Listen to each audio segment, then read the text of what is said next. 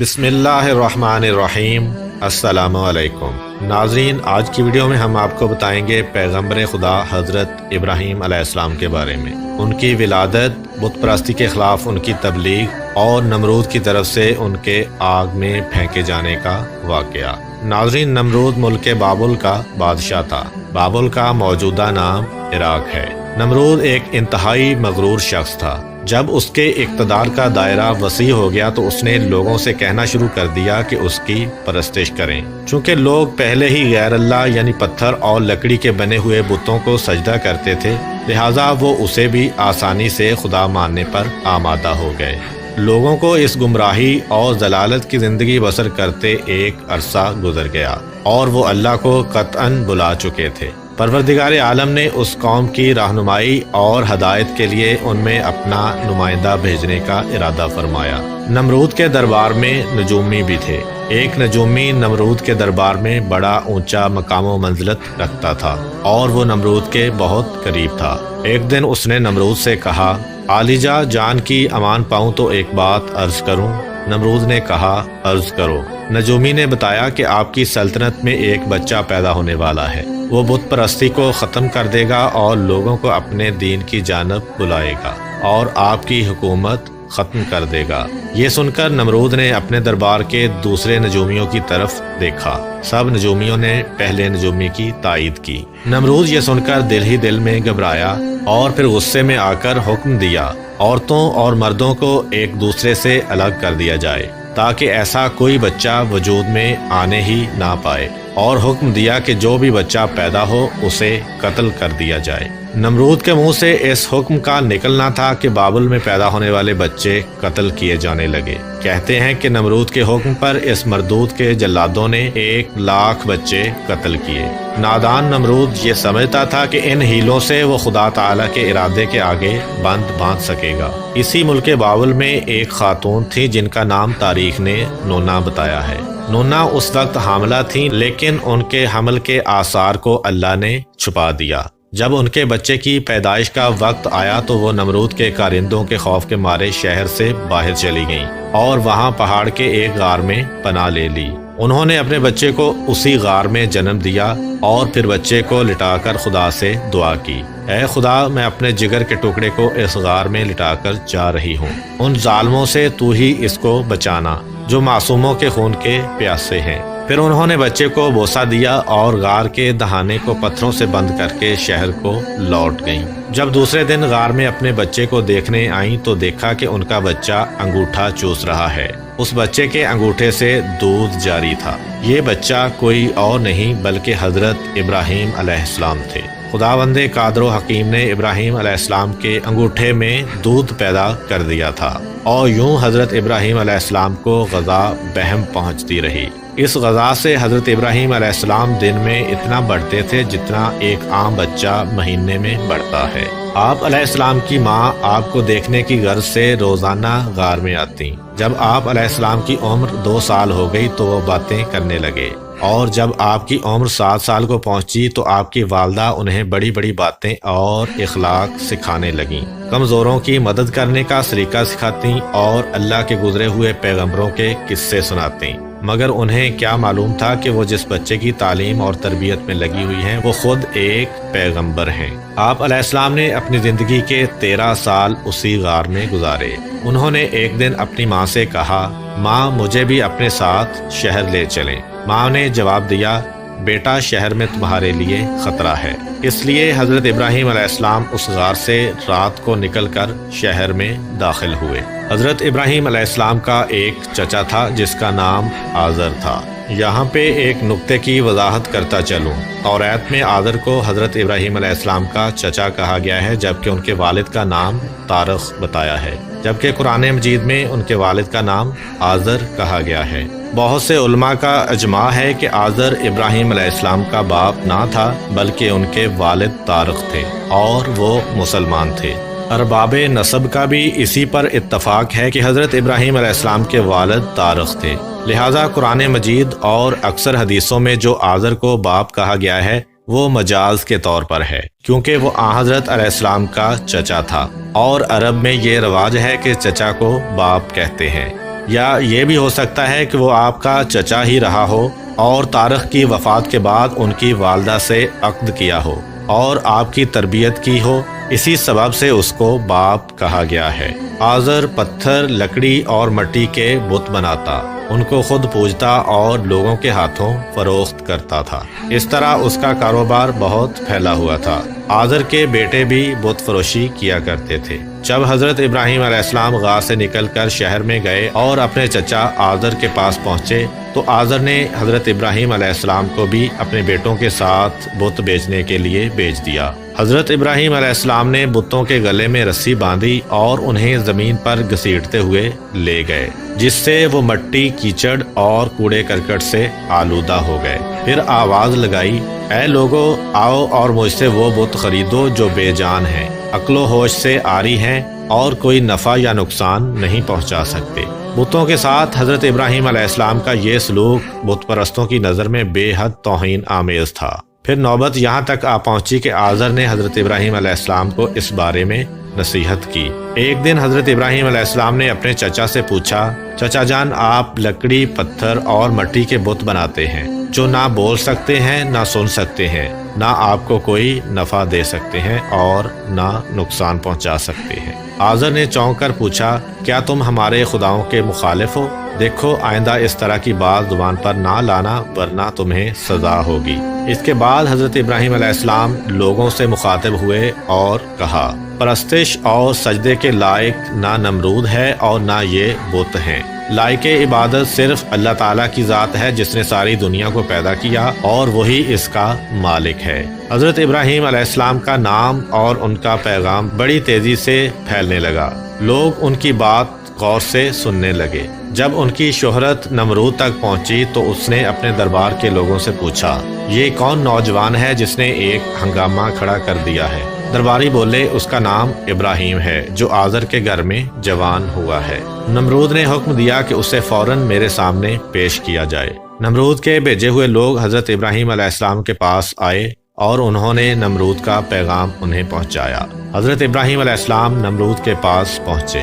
نمرود نے پوچھا، نوجوان، تم جس خدا کی بات کرتے ہو وہ کون ہے؟ حضرت ابراہیم علیہ السلام نے جواب دیا، میرا خدا وہ ہے جو لوگوں کو زندگی اور موت دینے کی قدرت رکھتا ہے۔ نمرود نے کہا، یہ تو میں بھی کر سکتا ہوں، اور اس نے ایک ایسے مجرم کو آزاد کر دیا جسے موت کی سزا کا حکم سنایا جا چکا تھا، اور ایک ایسے آدمی کو پھانسی دے دی جس کا کوئی جرم نہیں تھا۔ پھر کہنے لگا، اب بولو، میرے خدا ہونے میں تمہیں کیا شک ہے؟ میں بھی تو جس کو چاہوں زندگی بخش دوں اور جس کو چاہوں موت دے دوں۔ حضرت ابراہیم علیہ السلام نے فرمایا، اگر تو سچا ہے تو جس کو قتل کیا ہے اس کو زندہ کر کے دکھا۔ پھر فرمایا، میرا خدا سورج کو مشرق سے نکالتا ہے اور مغرب میں غروب کرتا ہے، تو اسے مغرب سے نکال کر دکھا۔ نمرود سے اس سوال کا کوئی جواب نہ بن پڑا اور وہ شرمندہ ہو گیا۔ اس وقت حضرت ابراہیم علیہ السلام کی والدہ نے نمرود سے کہا، بادشاہ سلامت، مجھے اجازت دیں کہ میں ابراہیم علیہ السلام کو اپنے ساتھ لے جاؤں کیونکہ یہ ابھی ناسمجھ ہے۔ آزر بولا، بادشاہ سلامت، آپ ابراہیم علیہ السلام کو گھر جانے کی اجازت دے دیں، میں اسے آپ کی اور بتوں کی توہین سے باز رکھنے کی ضمانت دیتا ہوں۔ نمرود نے کہا، میں تمہاری خاطر ابراہیم علیہ السلام کو معاف کرتا ہوں، لیکن اگر اس نے آئندہ کوئی ہنگامہ کھڑا کیا تو میں اسے زندہ جلا دوں گا۔ حضرت ابراہیم علیہ السلام اس واقعے کے بعد بھی اپنے مشن سے باز نہ آئے اور انہوں نے ایک دن آزر سے کہا، چچا جان، یہ بت کیا ہیں جن کو آپ خود بناتے ہیں، خود پوجتے ہیں اور خود ہی ان کو خدا مانتے ہیں؟ آزر یہ بات سنتے ہی بگڑ گیا اور اس نے کہا، ابراہیم، فوراً میرے گھر سے نکل جاؤ، میں تمہاری شوخی مزید برداشت نہیں کر سکتا۔ حضرت ابراہیم علیہ السلام یہ کہتے ہوئے گھر سے نکلے۔ چچا جان، آپ نہیں مانتے تو میں جاتا ہوں، مگر میں اپنے مشن سے باز نہیں آؤں گا، کیونکہ میں خدا سے ڈرتا ہوں، ان بتوں سے یا نمرود سے نہیں ڈرتا۔ حضرت ابراہیم علیہ السلام نے اپنے چچا کے گھر سے الگ اپنا کوئی انتظام کر لیا اور وہاں سے چلے گئے، مگر اپنے قول کے مطابق ایک اللہ کی بندگی کی دعوت دیتے رہے اور بتوں کی خدائی کا انکار کرتے رہے۔ ملک بابل کے لوگ ہر سال ایک عید منایا کرتے تھے اور اس دن وہ کچھ خصوصی مراسم انجام دیا کرتے تھے۔ چنانچہ وہ لوگ سارا دن شہر سے باہر گزارتے تھے۔ ایک دفعہ جب عید کا دن آیا اور وہ لوگ شہر سے باہر چلے گئے تو حضرت ابراہیم علیہ السلام اکیلے اس شہر میں باقی رہ گئے۔ جب حضرت ابراہیم علیہ السلام نے دیکھا کہ شہر خالی ہے اور بت خانے کا کوئی محافظ بھی نہیں ہے، حضرت ابراہیم علیہ السلام نے ایک کلہاڑا لیا اور بت خانے میں جا پہنچے۔ اس عالی شان بت خانے کو دیکھنے لگے جس کو بڑی نفاست سے سجایا گیا تھا۔ اس میں مختلف بتوں کو ان کے رتبے کے مطابق ترتیب دیا گیا تھا۔ تب آپ نے ان بتوں کا مذاق اڑانے کے لیے وہ کھانا ان کے آگے رکھا جو آپ ساتھ لے گئے تھے۔ آپ نے ان سے کہا، کیا تم کھانا کھاؤ گے؟ جب بتوں کی طرف سے کوئی جواب نہ ملا تو از راہ تمسخر کہا، تم بولتے کیوں نہیں؟ لیکن اب بھی کوئی جواب نہ ملا۔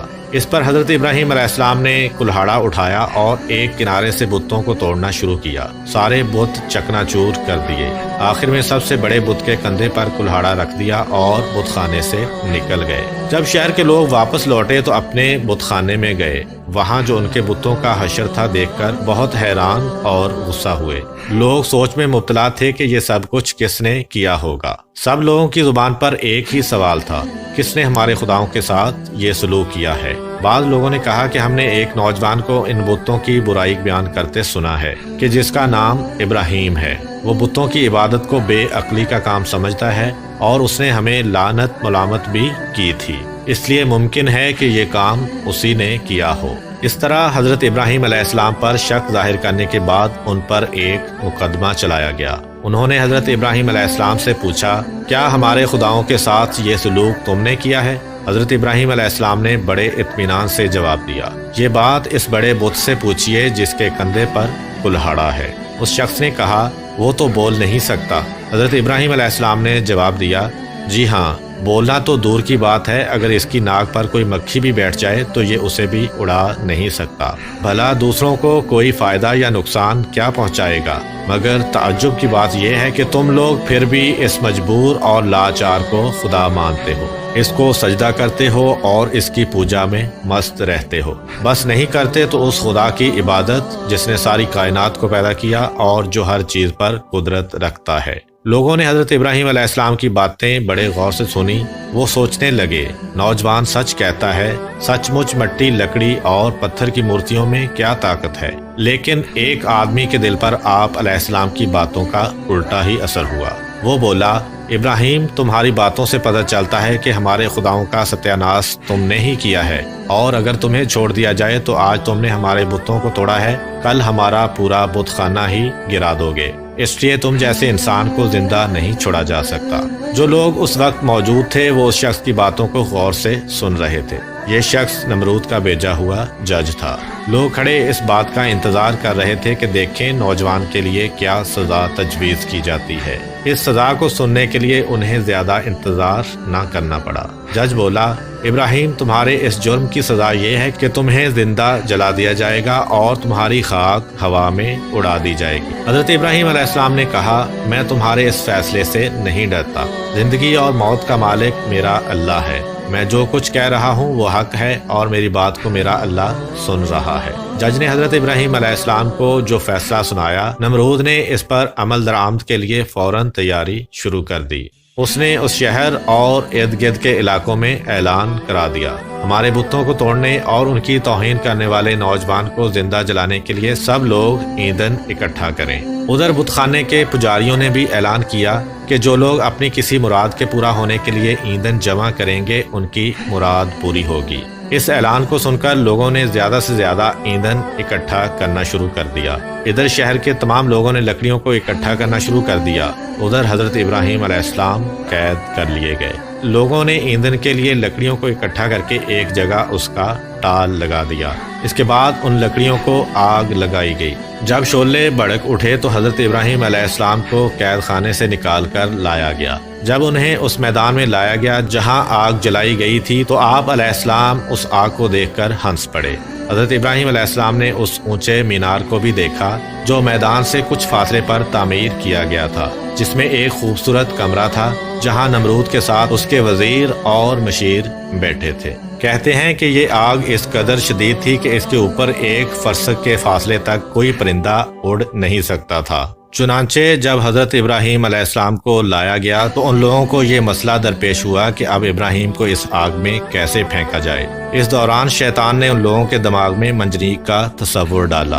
हज़रत इमाम जाफ़र सादिक अलैहिस्सलाम से मनकूल है कि मंजनीक दुनिया में सबसे पहले हज़रत इब्राहीम अलैहिस्सलाम के लिए कूफा में कौसार नामी एक नहर के किनारे बनाई गई और वो करियाए कंताना में थी। उस मंजनीक को शैतान ने बनाया था।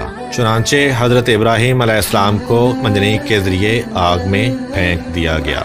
उस वक्त आसमान और ज़मीन से फरियाद बुलंद हुई और कायनात की हर शय ने इब्राहीम अलैहिस्सलाम की इमदाद की ख्वाहिश की। ज़मीन ने कहा, परवरदिगारा, मुझ पर सिवाय इब्राहीम अलैहिस्सलाम के तेरी इबादत करने वाला कोई नहीं है, क्या तू राज़ी है कि लोग उसे जला दें? फरिश्तों ने कहा, तेरे खलील इब्राहीम अलैहिस्सलाम को लोग जलाते हैं। हक़ ताला ने फरमाया, अगर मुझसे वो मदद तलब करेगा तो यकीनन कबूल करूँगा। जिब्रील अलैहिस्सलाम ने कहा, खुदावंदा, तेरे खलील इब्राहीम अलैहिस्सलाम के सिवा ज़मीन पर तेरी इबादत करने वाला कोई नहीं है। तूने उनके दुश्मनों को उन पर मुसल्लत कर दिया है ताकि उनको आग में जला दें। हक़ ताला ने फरमाया कि खामोश हो जा, ऐसी बात तेरे जैसा बंदा कह सकता है जो डरता है कि कोई अमर उसके कब्ज़ाए इख्तियार से बाहर हो जाएगा। वो मेरा बंदा है, जिस वक्त चाहूँगा उसको बचा लूँगा। अगर वो मुझसे दुआ करेगा तो मैं कबूल करूँगा। फिर इब्राहीम अलैहिस्सलाम ने अपने परवरदिगार से दुआ की, या अल्लाहो, या वाहिदो, या अहदो, या मन लम यलिद वलम यूलद वलम यकुल्लहु कुफुवन अहद नज्जनी मिनन नारे बिरहमतिका। उस वक्त जिब्राईल अलैहिस्सलाम ने हज़रत इब्राहीम अलैहिस्सलाम से हवा में मुलाकात की जबकि वो मंजनीक से जुदा हो चुके थे और पूछा कि ए इब्राहीम अलैहिस्सलाम, कोई हाजत मुझसे है?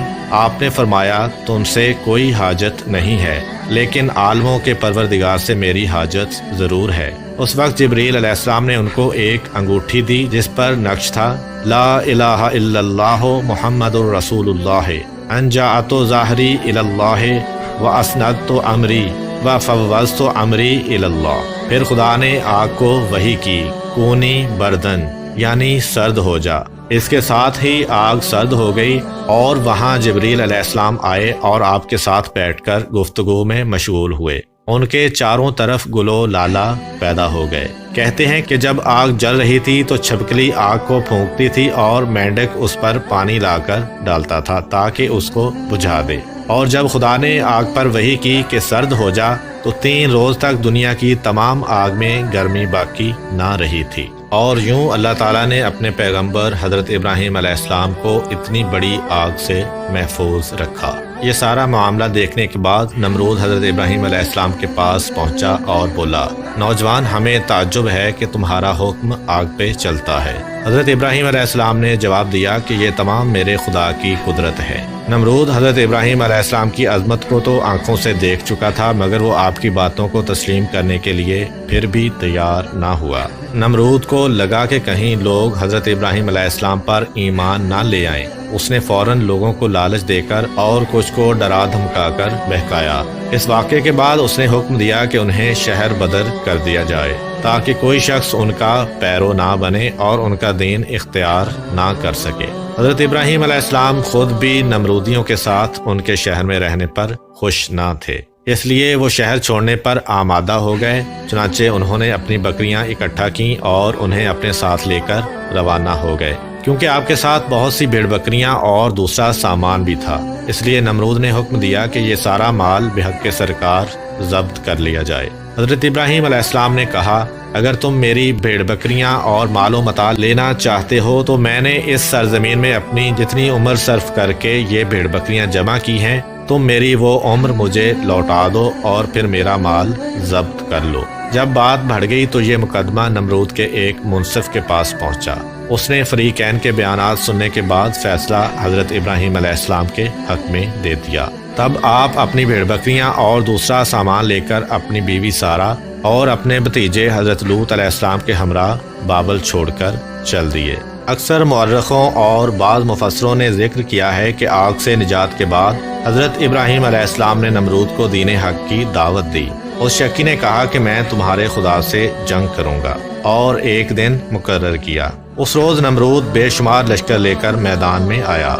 इब्राहीम अलैहिस्सलाम तन्हा उसके मुकाबला में खड़े हुए, یہاں تک کہ حق تعالی نے اتنے مچھروں کو بھیجا جن سے فضا تاریک ہو گئی اور وہ لشکر والوں پر حملہ آور ہوئے اور ان کے سر اور ناک میں لپٹ گئے، یہاں تک کہ سب کے سب بھاگ کھڑے ہوئے۔ نمرود بھی ذلیل و رسوا ہو کر واپس آیا لیکن پھر بھی ایمان نہ لایا، تو خدا نے ایک کمزور مچھر کو حکم دیا کہ اس کے دماغ میں گھس جائے۔ وہ اس کے دماغ میں جا کر اس کا مغز کھانے لگا۔ وہ اس قدر بے چین ہوا کہ چند آدمیوں کو مقرر کیا کہ بھاری گرز لے کر اس کے سر پر ماریں کہ شاید اس سے اس کے اضطراب میں تسکین آئے۔ اسی حالت میں 40 سال گزرے اور وہ ایمان نہ لایا، بالآخر اسی حالت میں جہنم واصل ہو گیا۔